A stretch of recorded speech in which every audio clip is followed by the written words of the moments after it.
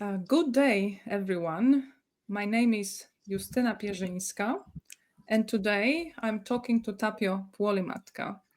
We will be talking about the totalitarian shift in modern Western societies, and we'll be discussing Tapio's book.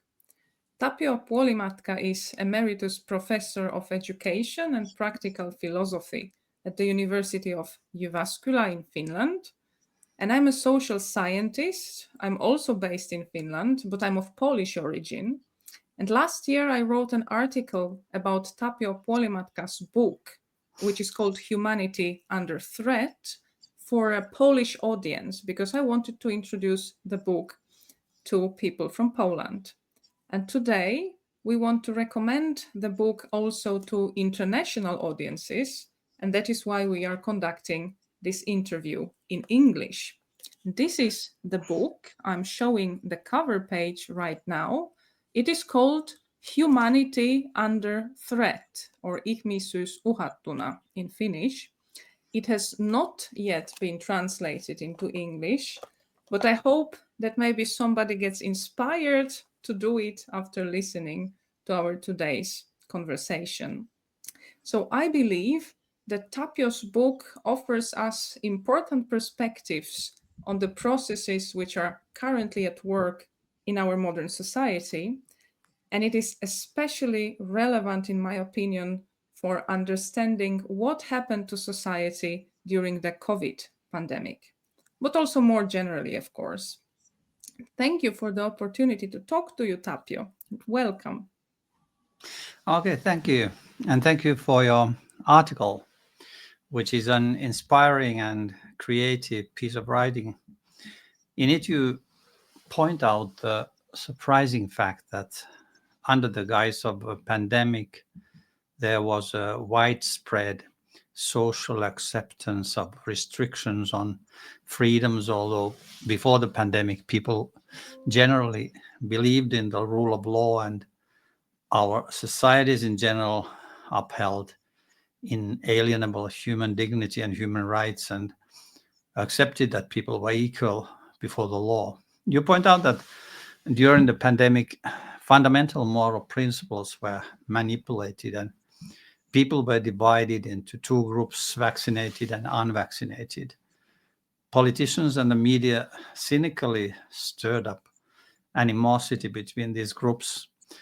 In the end, the unvaccinated were deprived of some civil rights, leaving many people with the burning question, how was it possible to create a dystopia accepted by the majority of society in such a short time?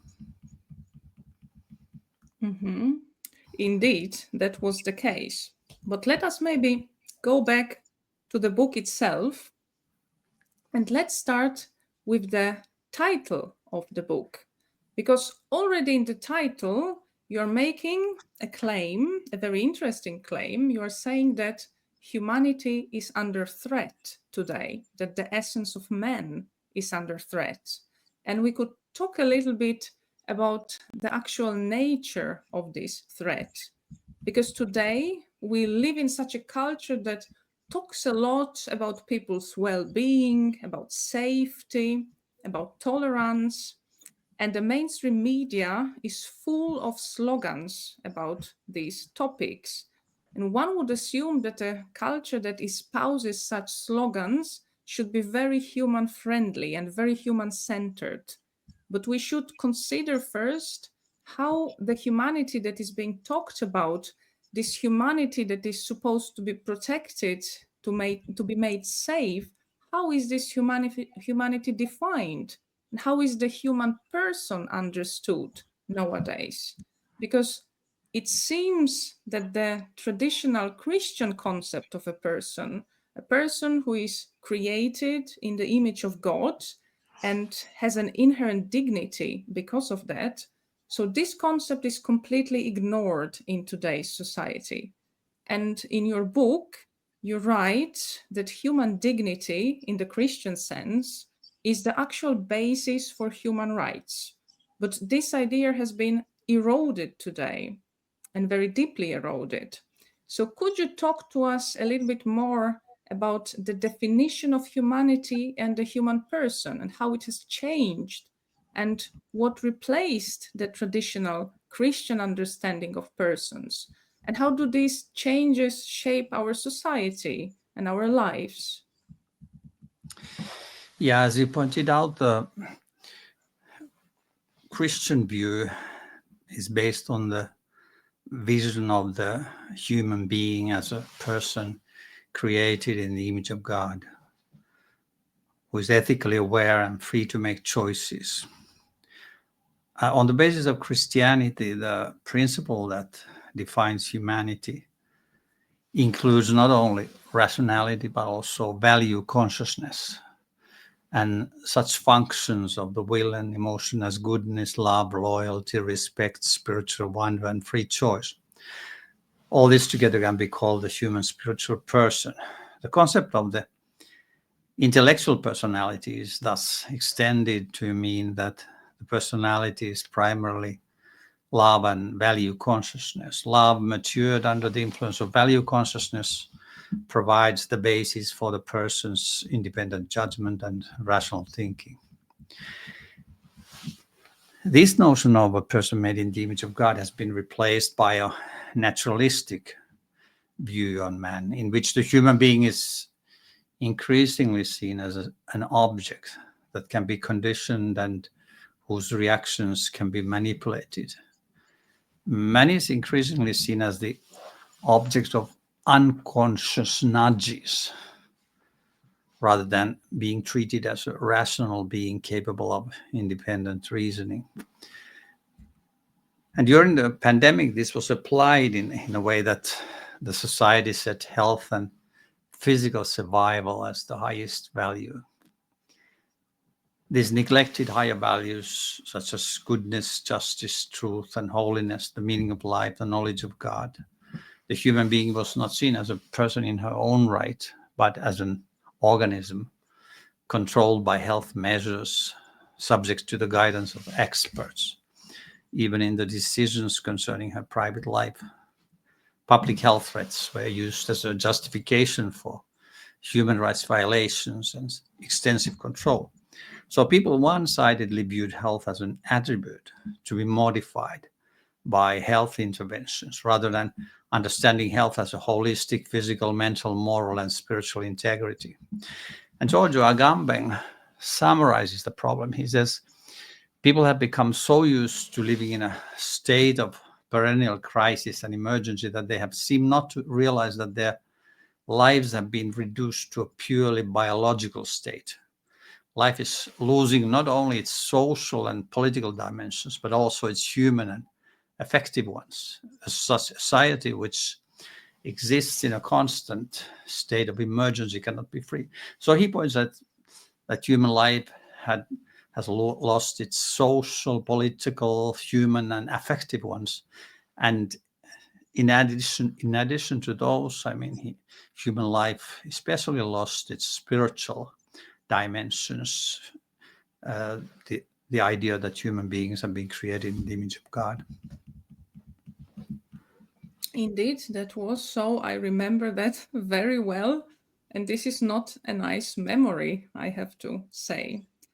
But we could maybe concentrate now on two concepts, very important concepts that you are using in your book. And those are mass formation and mass hypnosis. And I'd like to talk a little bit about how they relate to the fact that humanity seems to be under threat today. And in the context of the pandemic, it was Matthias Desmet, a Belgian social scientist and social psychologist also. He has written quite a lot about those two terms and popularized them also. He has in fact written a whole book about this subject, The Psychology of Totalitarianism, and I'm now showing the title page of this book on the slide for everybody to see. And in this work, Desmet writes about the events of the COVID pandemic, and he interprets them as an example of what he calls mass formation. So for him, this concept of mass formation explains why all the restrictions that were imposed by the authorities and that went against our human rights, often also they went against the law, so why all those decisions were so widely and easily accepted, and the opposition against them was very weak. Desmet says that mass formation is a social phenomenon that for the first time, arose already in Germany and Russia, just before totalitarian governments came to power there. So it would be in the 1910s in the case of the Russian Empire, and in the 1920s in Germany. And in Western societies, he says, mass formation is going on now as we speak. So we are actually right now living in a time of mass formation again. And the question is, what are the conditions that allow for mass formation to arise? And on the slide I am now showing, these 4 conditions that Desmet identified in his book are depicted. So he says that the process of mass formation starts with the spread of social atomization and generalized loneliness. And in practice, this means that people have less and less meaningful social connections, and the nuclear family no longer works the way it used to, and people live apart from each other. The social bonds, the family bonds are weakened. And that, of course, creates fear, because when traditional social bonds do not work, humans instinctively know that the social environment becomes dangerous. It's difficult to defend yourself when a dangerous situation arises, because there's no help from other human beings. So fear and loneliness are the first social components that are needed for mass formation. And then the second component is what Desmet calls a free-floating and persistent anxiety and dissatisfaction. And he illustrates these processes with the concept of bullshit jobs. So basically this means meaningless jobs. And ever more people nowadays feel that they are engaged in meaningless jobs that have no great significance, and they bring them no satisfaction and no achievement. And there are statistics that can back this up. So bullshit jobs are just one example of this social environment that creates anxiety and dissatisfaction, and a very good example. And then the third component that Desmet mentions is what he calls a free-floating frustration and aggression. And aggression is caused by loneliness and by weakened social bonds, because persons who do not have a strong support network and maybe don't have a meaningful job, they easily become more irritable, more frustrated, especially when they try to change something maybe in their situation, in their life, but then there are those social constraints that do not allow it. And when a lot of people are in that condition, it's easy to manipulate their opinions, and the power of the media grows very much as a consequence. During the pandemic, we had the chance to observe that. We observed how virtually all the media outlets focused on sending only one message, and they were proclaiming this one official truth, and differing opinions, criticisms were silenced. They were removed from the internet, and they were instantly censored. The owners of social media worked together with public authorities to silence all the opponents, and they were very successful at silencing all opponents and all their critical voices. So that kind of situation, such an extreme narrowing of what can be said or what can be even thought, leads to what Desmet later calls mass hypnosis. And in your book, you also described mass formation and mass hypnosis, and you are commenting on that term. Your description is quite similar to Desmet's description, but you identify also other reasons that affect the rise of mass formation. and you talk about God's role in society, and you talk about what happens to societies that ignore it and that banish God from the public sphere.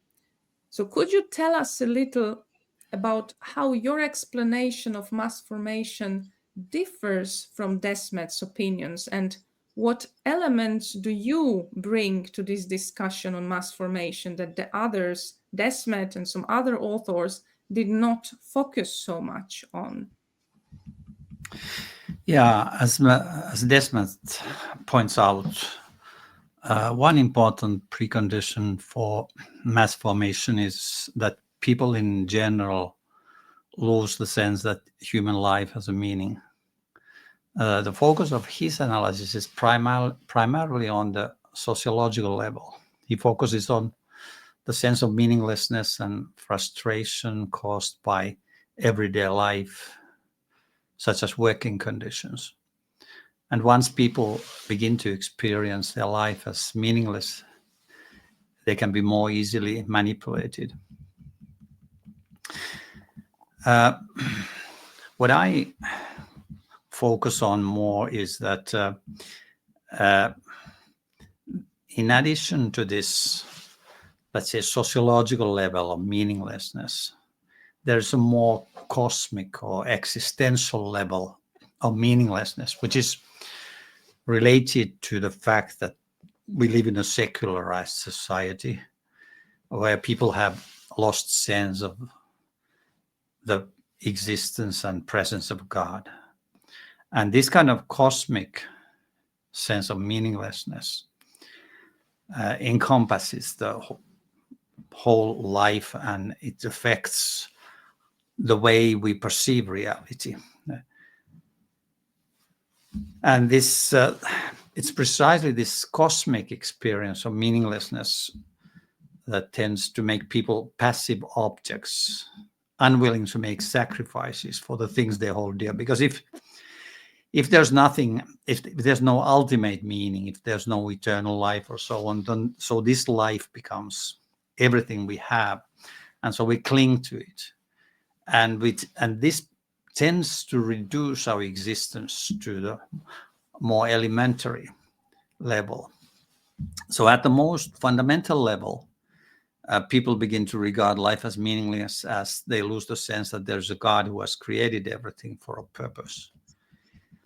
And Desmet cites human disconnectedness as one of the key factors contributing to mass formation. And the key factor contributing to human disconnection is the breakdown of the family institution.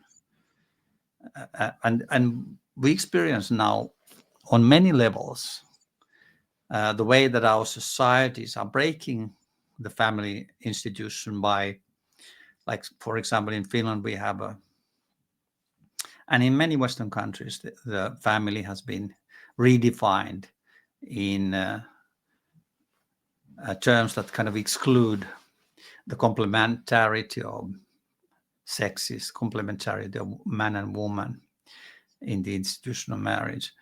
So the current globalist agenda includes many projects that undermine the family institution.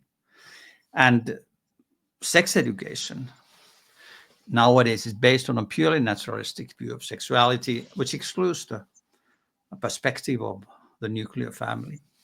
So one of the key political principles of Christianity, and one of the key contributions of Christianity for the stability and well-being of Western culture has been its strong emphasis on family culture. As we know, the Harvard sociologist Carla Zimmerman has emphasized that a culture that's where the family disintegrates, that kind of culture cannot survive for many generations.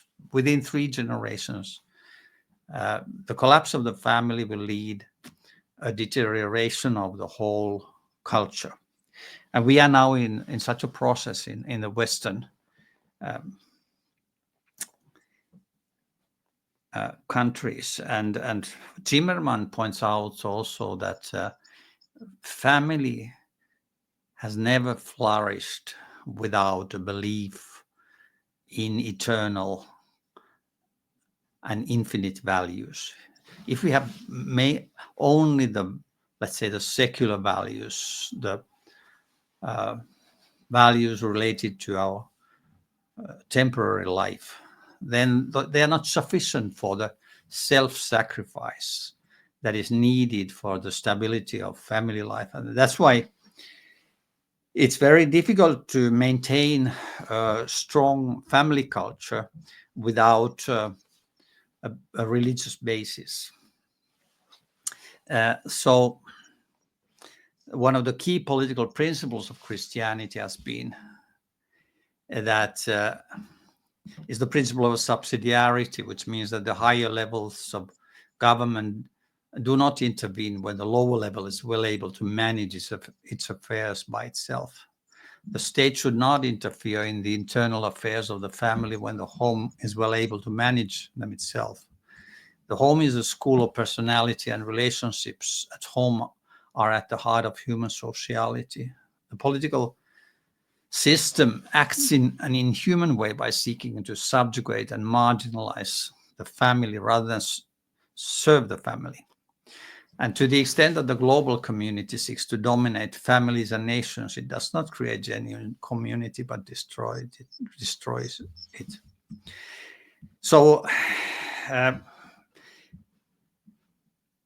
assessment analysis is accurate on the horizontal level, and we can see more clearly their importance once we bring in the vertical level and we bring in the foundation, the spiritual foundations of family life, human relationships, and the existential and cosmic meaning which we can perceive once we realize that we live in a universe which has been created by a personal and intelligent creator. Mm-hmm. Excellent point. So basically, we can say that a secularized society is not conducive of family life. It's not really supporting families. And it also seems to be more prone to mass formation and mass hypnosis because it's not focused on those eternal values that you mentioned, because it is so much secularized and concentrated on the worldly aspect, the material aspect of life. But secularization is something very characteristic for the West. And Western societies basically removed God from the public sphere and they delegated him to the private sphere. So they nowadays operate or seem to operate on the assumption that there is no place for faith, for the transcendent in a democratic society, or at least not in the public sphere of such a democratic society. The transcendent dimension has been banished from the public sphere. And this seems to me also connected to this idea, now so popular, that humans can solve all the problems of the planet by themselves without any help from God or any other transcendent power for that matter. That the problems of humanity can be solved simply by the power of the sciences and technology, human sciences and technology. So science and technology have in fact replaced God nowadays. And transhumanism is such a philosophy that is quickly gaining momentum today, and it strongly emphasizes this power of technology, but also the power of human reason. And we have this Israeli historian, very famous one, Yuval Noah Harari. He's a best-selling author, and he argues that humanity actually no longer needs any concept of God or of the transcendent. And through technology and through information science, humans can become gods themselves, or godlike at least. And another example of this way of thinking is the current discourse on the so-called climate emergency, because this discourse operates through the claim that man has the ability to regulate the climate through his own technological inventions, and that we can save the planet. This is how it is called within this discourse, saving the planet. So humans can save the planet by themselves, so to say. And we witnessed that way of thinking very strongly also during the pandemic. So, for example, when the churches were closed, even the clergy and the bishops stopped emphasizing the transcendent dimension, the importance of prayer, of repentance, which would have been a traditionally Christian way of approaching this situation. So prayers, processions, and etc. in the face of the pandemic ordeal, but instead the clergy started emphasizing the power of knowledge and science alone to solve the pandemic.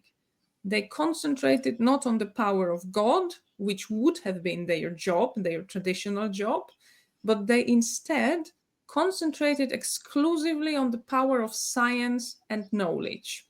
And that happened in all Christian denominations, Protestant, Catholic, Orthodox, all Christian denominations. So I would like to understand how man and science can be raised to the status of a new God in society, as it happened during COVID. Because I perceive that this is what happened, that this belief in the infallibility of science emerged, or it was pushed on us, and we were told to simply trust the science, no questions asked, and no questions were allowed anymore. But who is it that actually defines what science is in a society and what people should believe in? And what does it actually mean when we are told to believe in science? And how can one believe in science at all? Yeah, there's an interesting, as you point out, an interesting tension, let's say, between science and scientism, because science is supposed to be a critical inquiry, which is open to various views and open dialogue and so on. But we are more and more nowadays controlled by an ideology called scientism, which assumes that human beings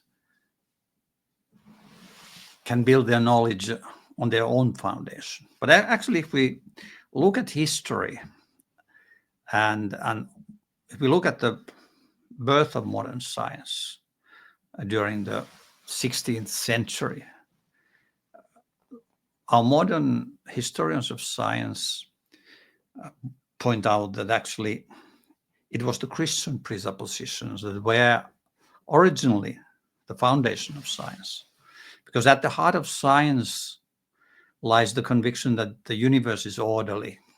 And without this deep conviction, science would not be possible. So we are entitled to ask, where does the conviction come from? And many philosophers and historians of science have asked this question. And according to the recent research in the history of science, the natural scientific revolution was originally inspired by the Christian idea that the world has been created by an intelligent creator God. And since the universe has been created out of nothing by an intelligent person, according to the Christian view, which dominated European culture during the 16th century when modern natural science was born, then since the universe has been created out of nothing by an intelligent person, it's orderly. And this faith makes it meaningful to study its order through science. So the structure of the universe can be discovered by human intelligence, because both the universe and the human being are God's creations. And that is why it's possible to rationally understand and explain the universe. For example, one of the originators of modern science, Johannes Kepler, writes, "The laws of nature are intelligible to human beings. God wanted us to recognize them by creating us in his image so that we can understand his thoughts." So So the concept of modern science was originally born in a Christian culture on the basis of Christian presuppositions. But this fundamental idea was secularized during the Enlightenment. And then was born this pseudo-scientific ideology that today steers societies in a totalitarian direction. This ideology is called scientism, which must be clearly distinguished from science itself. And according to the myth of scientism, there's an institution called science, which ought to be given the ultimate authority to determine what is the truth. And this ideology is used today to compel people to subject themselves to the authority of experts. It has become a vehicle of domination and suppression of independent inquiry. The scientific faith is characterized by an unjustified certainty that leads to intellectual arrogance. And as Agamben points out, it has been clear for some time that science has become the religion of our time. And in this sense, science has been distorted into an ideology called scientism. So, because normally disagreement is a normal part of the functioning of a critical scientific community, science is characterized by a justified uncertainty that leads to intellectual humility. The image of consensus among scientists perpetuates a false image of science and leads to the suppression of alternative perspectives. So nowadays, mass education is effectively driven by appeals to science and experts and by insisting on the exclusivity of the official position. Those in power appeal to their preferred experts and delegate political decisions to the experts. The views of ideological opponents are silenced and excluded as unscientific.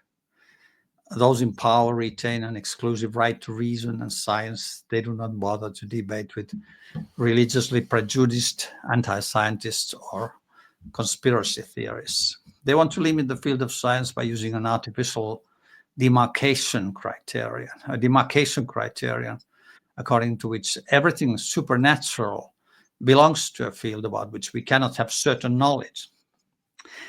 But this is to take a stand on the supernatural while denying the supernatural a place in a rational debate. And it also ignores the fact, as I pointed out, that the modern concept of natural science was born on the basis of a supernatural belief in an intelligent creator who has created the world in an orderly fashion to be understood by human beings because we have been created in the image of God. So in denying God, scientism denies the highest dimensions of humanity and in fact takes away the basis for reason as well, as the philosopher Alvin Plantinga has pointed out. So because we cannot really ground the validity and trustworthiness of human reason if we don't believe that human reason has been created by an intelligent creator.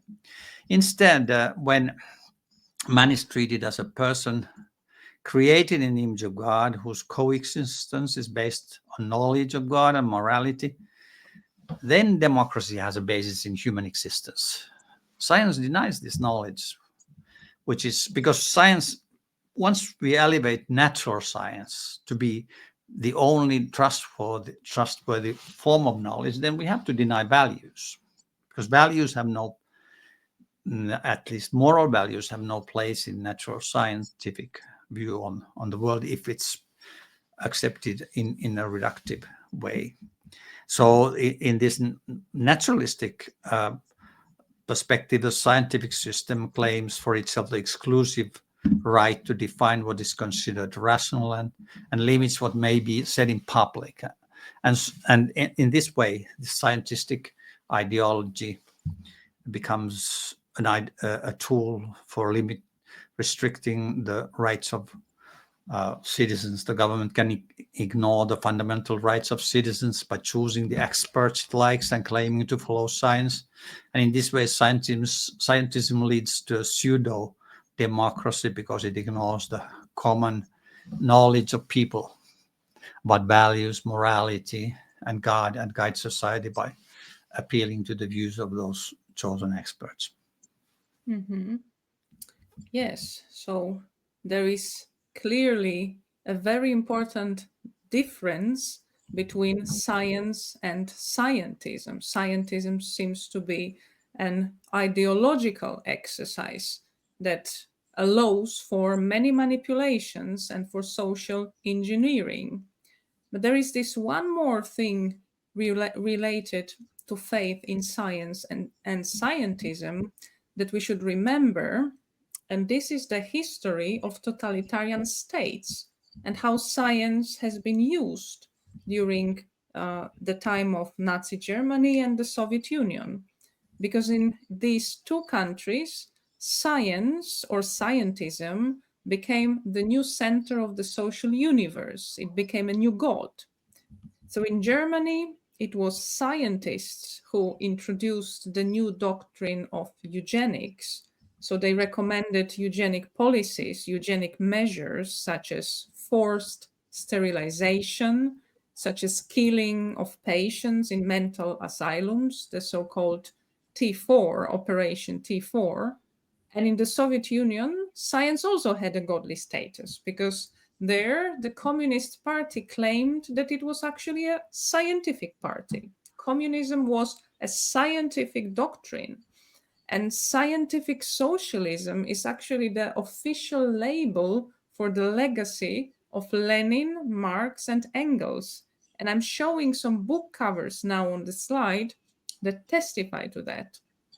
One can say that after the Bolshevik Revolution, Marxism, without any adjectives, became a Marxism with an adjective, scientific Marxism. And all other scientific fields were also subordinated to the principles of this scientific Marxism. Even fields that were so far removed from politics as biology and genetics. And we have one very interesting example of this from the Soviet Union. Some may remember this scientist that is depicted here on the slide. His name is Trofim Lysenko, a famous person from the Soviet Union, a crop scientist, agronomist. And he became prominent because he opposed the so-called non-Marxist Western science, meaning genetics. He became Stalin's favorite scientist. And Lysenko is known for his rejection of the laws of heredity and the laws of modern genetics. He's famous for that all over the world. So he claimed that the Soviet Union could only achieve great success in agriculture, the Soviet Union could get bigger harvest and even eliminate hunger, but only if it followed these so-called Marxist principles of agriculture. But in reality, unfortunately, the agricultural techniques that Lysenko proposed caused great losses, and they even caused famine. But nevertheless, he managed to maintain his prominent position for more than 30 years because he was a representative of Marxist science. So when we look at such examples today, we can only conclude that science had been used as an aid to politics in totalitarian countries, and it had served clearly political goals. And I am making this introduction, this long introduction, because you write in your book that scientism, this elevation of science to the status of God, to the central position in society, it eventually inevitably leads to totalitarianism. Could you expand a little on how that happens? And is such a process that leads us to totalitarianism through scientism now also underway? Yeah, as I pointed out, modern natural science was born on the basis of a belief that there's an intelligent creator who has created the natural universe to be a law-like entity which can be analyzed by human intelligence. But once you take God away from this picture and you elevate natural science to the position of supreme knowledge, or maybe the only really trustworthy knowledge, then you change the perspective in a radical way, because once the natural scientific perspective is elevated, as it is in, let's say, both in Marxist view, but also in the secular Western view, once the natural scientific perspective is elevated and made the dominant one, then the decisive thing is that people are seen as objects to be manipulated, because people are also then wholly enclosed in the natural universe. They are wholly defined as entities that can be analyzed by natural science, which takes away, let's say, the freedom of will and takes away their humanity, or explains their humanity in natural scientific terms. So people are seen as objects to be manipulated and controlled by techniques of control. And this reductionistic approach of scientism denies universal values and reduces human beings to raw materials to be molded. For example, in the Bolshevik view, people are regarded as raw material, a commodity that the state can use to achieve the goals of revolution. Trotsky spoke of the armies formed by the workers, which he called into service at the end of the Civil War, as peasant raw material. It was a symbolic transition in which the workers were transformed from active agents of the revolution into objects of the planned economy. And we see a similar, actually, development in the West now. But in the Bolshevik situation, it was this view of the human being as raw material was the intellectual starting point for the Gulag, the idea that large numbers of starving slaves could be forced to work on construction sites. And today, this view of the human being as raw material, characteristic of communist totalitarianism, has been adopted in its Western alternative technocratic society. The human being is seen as stripped of her humanity and reduced to a bare biological life, a unit detached from other human beings and from God, totally dependent on society. It is easy to manipulate a human being, reduced to an unattached and rootless social atom. So materialists on both sides of this ideological divide reject moral beliefs and knowledge of God as irrational, unprovable, and unscientific. They deny the importance of conscience, moral conscience, as the basis of humanity, even though moral conscience is the capacity to know right and wrong, good and evil, which is the essential defining characteristic of humanity. So the reductive natural scientific perspective takes society towards totalitarianism by placing scientific and technological knowledge as the highest form of knowledge, which defines the human being as the object to be controlled. In a free society, on the contrary, knowledge of values such as truth, goodness, beauty, and justice are placed above scientific and technological knowledge. At the level of sacred values, man either experiences life as meaningful because life has a purpose, or he is deeply despairing because he has found nothing of such value that gives meaning to his life. So a totalitarian society limits the use of reason by forbidding the asking of certain questions, this kind of transcendent questions. It kind of limits our freedom to even take this supernatural dimension into account. And this is valid in, let's say, Western universities. It's very dogmatic about this point.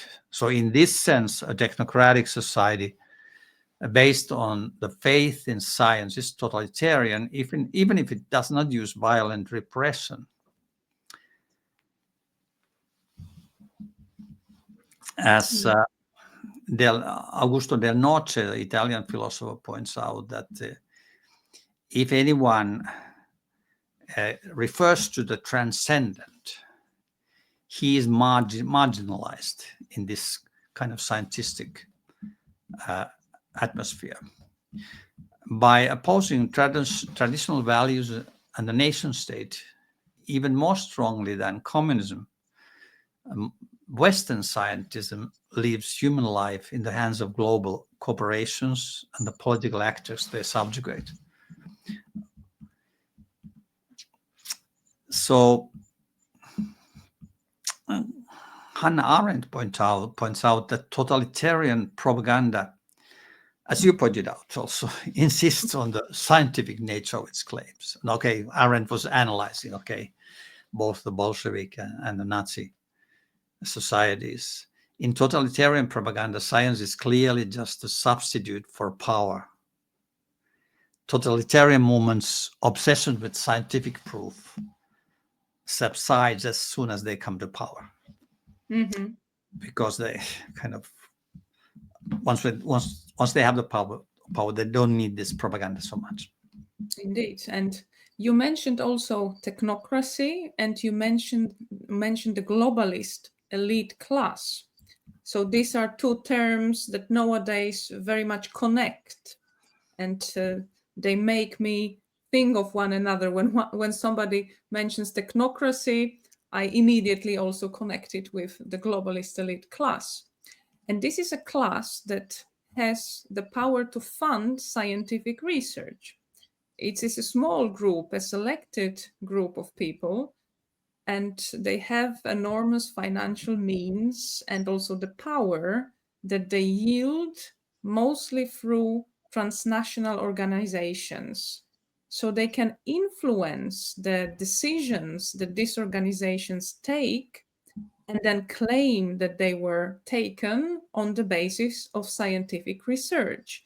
And with these decisions, they have the power to direct everybody's lives, basically, if we decide to follow those recommendations that come from the elite. But when I think about how this elite class operates, I am always also struck by the similarity of the globalist elite nowadays to the former communist elite, the so-called nomenclatura. And when I talk about similarity, I don't mean the similarity in terms of money, but I mean the similarity in terms of power, the operation of power, and how they operate, how they artificially try to shape society, and how they often very violently try to change the traditional ways of living in society. And I would like to explain this point of view with reference to Milovan Djilas, because he offers a really good description of how this elite class operates. And the description comes from his book that was published already in the 1950s. And Milovan Djilas was a member of the communist Yugoslav government after World War II. He was a former partisan and he fought against Nazi Germany during World War II. And later he was a very important communist politician. He had a lot of political influence in Yugoslavia. But a few years after the war, he became a dissident, a political dissident, and he started criticizing Marxism a lot. And in particular, he criticized how Marxism works in society, what its implementation does to society.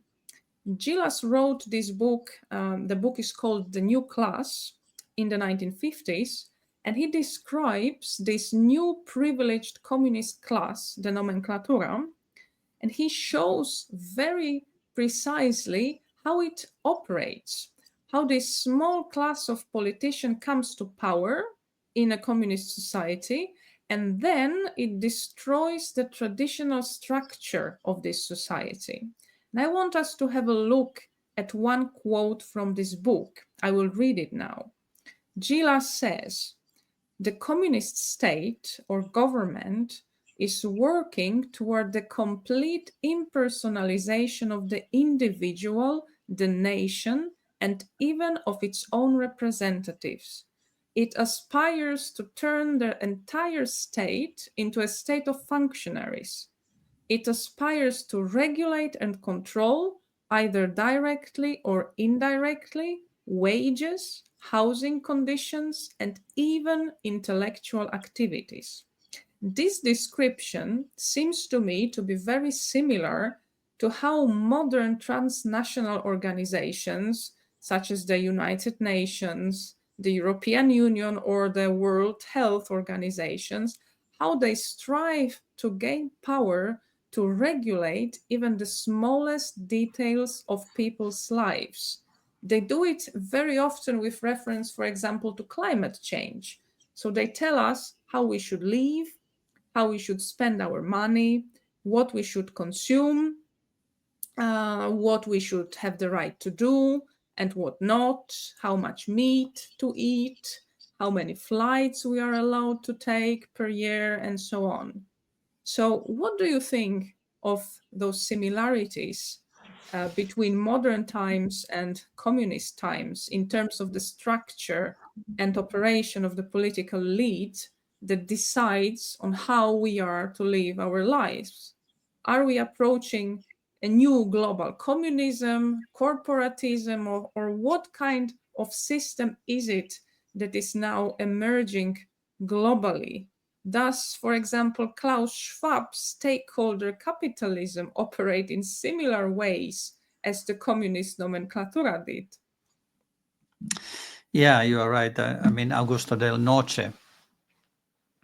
I mean, he grew up in fascist Italy, and he compares this various secular approaches, and he points out that a decisive impetus for the secularization of the West was provided by Marxism, and in particular by Lenin, who had a major influence on the three main currents of secularization in the West, that is technocratic progressivism, fascism, and Nazism. Communism and fascism are not opposites, but different stages in the same process of secularization. Mussolini cannot be understood without Lenin. Nazism imitates communist totalitarianism while translating class hatred into nationalism and racism. Western technocratic progressivism developed as a counterweight to communistic revolution. So there's a sacred and profane phase in the process of secularization of Western society. The sacred phase is manifested in secularized religions such as communism, Nazism, and fascism. Marxism restored the sacred to the center of secularized society. For Marxism, the sacred is the proletariat. For Nazism, the Aryan race. And for fascism, a nation. The sacred phase of secularization ended with the death of Stalin. But the profane phase of secularization is represented by the technocratic progressive belief that in a materially prosperous society, people will become happy by freely realizing their desires. Progressivism denies the Christian doctrine of the fall and considers human desires to be good, and a good person only needs the knowledge and wealth provided by science to be happy. So this technocratic progressivism is crystallized in basic premises like technocratic scientism, according to which science and technology are believed to be the means to understand and control everything, including society and human nature. It has this utopian feature, which assumes that the perfect society can be achieved through science and technology by tuning the social machine to work flawlessly and making people rational, free, and productive.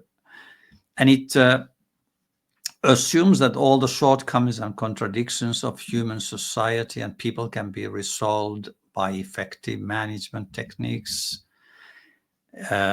It suggests that old ways of thinking, cultures and customs and habits must be dismantled.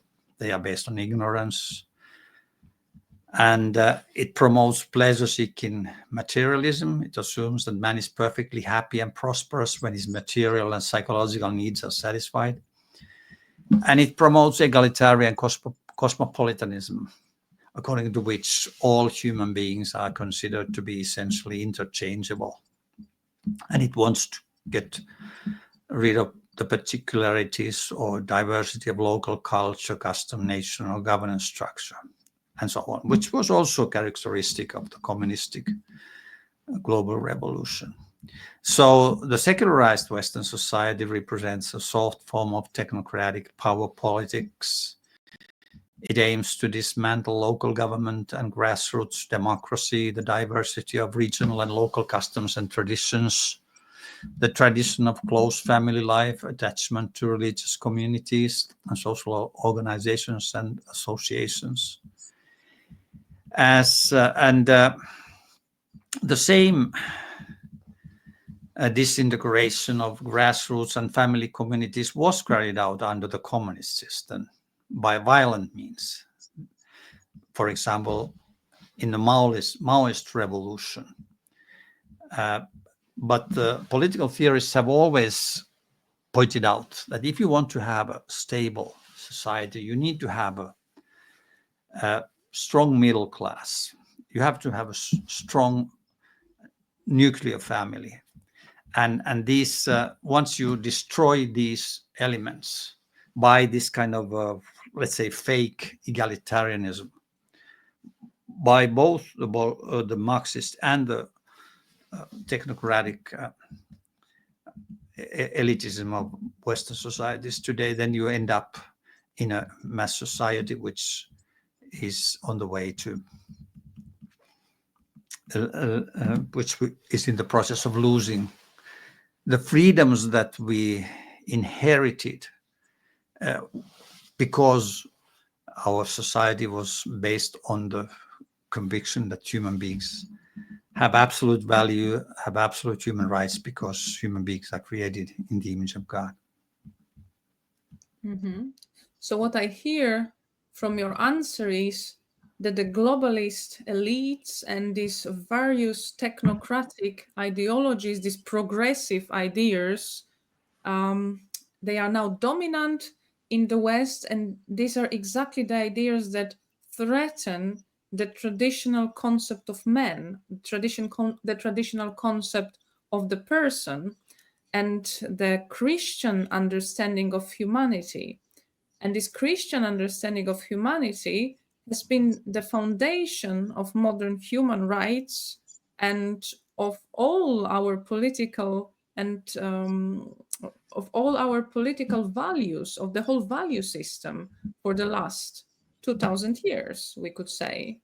So let's conclude by summarizing the elements that we mentioned today, those elements that threaten our humanity.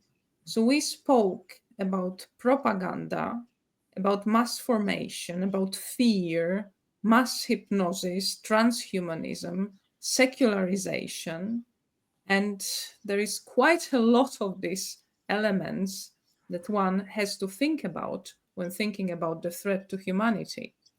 But what is our own role in this situation if we admit the existence of this big threat? And how can we ourselves influence this situation? Is it a hopeless situation, or we maybe can do something if we want to defend our humanity? And what would it be that we can do? Well, the Christian perspective is based on the idea that one individual can change the course of history. I mean, we have the example of Jesus Christ, of course. He was born in a totalitarian Roman society, which was in the process of becoming more totalitarian and more corrupt. And he was, on the human level, he was an insignificant individual. He was a common worker. He had no power position. But still, he laid the foundation for a completely new view on the human being, a completely new view on society, on human relations, on family values. And once the Roman Empire collapsed, this value constellation was the basis for a new culture, which had both freedom and order, because the Christian point of view emphasized total forgiveness, which made it possible for the human conscience, for the moral conscience, to be aware of one's mistakes, but at the same time to be able to reconcile oneself with one's failures and limitations while learning to correct them gradually. So we have this kind of actually this is the one of the emphases of the writings of the Danish philosopher Søren Kierkegaard, and he points out that in this sense the Christian view is very different from let's say the main tradition of Western philosophy, philosophers like Kant and Hegel and so on, who emphasized the global connection. They've actually laid the foundation for the idea that if we emphasize the reason which is common to all human beings, we can create a global society based on human reason. And actually in that way, they kind of laid the foundations for the modern globalist movement. But this Christian emphasis on the significance of the individual, which is actually elaborated very much by this Danish philosopher Kierkegaard, is actually my starting point for today. We are in a similar situation. We are in a society which is becoming less free, more corrupt. But we as individuals can change the course of history by simple acts. If we look at the life of Jesus, he didn't do, in a sense, he didn't do something, let's say, spectacular. He did on the individual level, but he did very ordinary things in taking care of the sick and taking care of the poor people and showing kindness and love and loving the common people and doing ordinary work and respecting family life and so on. In a similar way, I think if we kind of take distance from this mass society and we've emphasized more, let's say, the human interactions, our relationships with other human beings, if we emphasize our moral responsibility, emphasize more our ability to actually form our own kind of individual life, then we,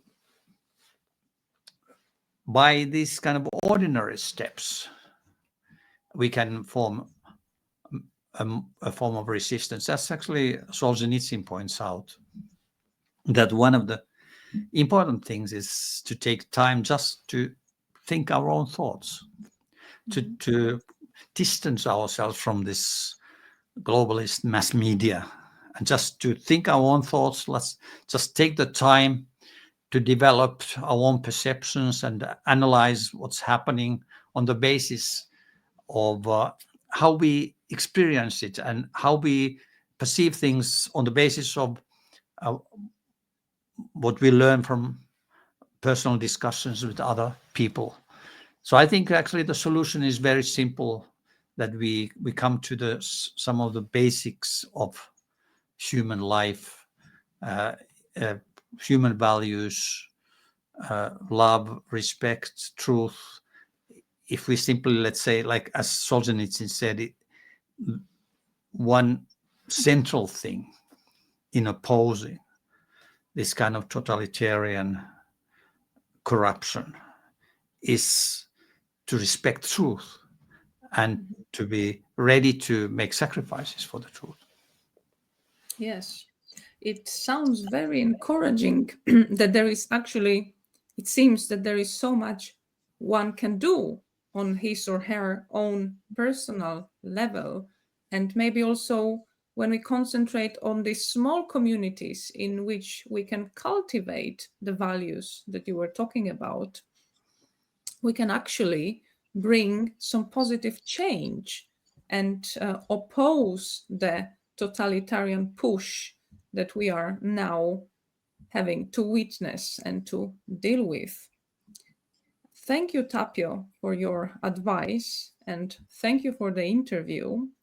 I hope that Tapio's thoughts can help us understand what kind of world we are living in now, what is the spirit of our times, and how we can act also on our own to protect our human nature from the totalitarian threat that we were discussing today.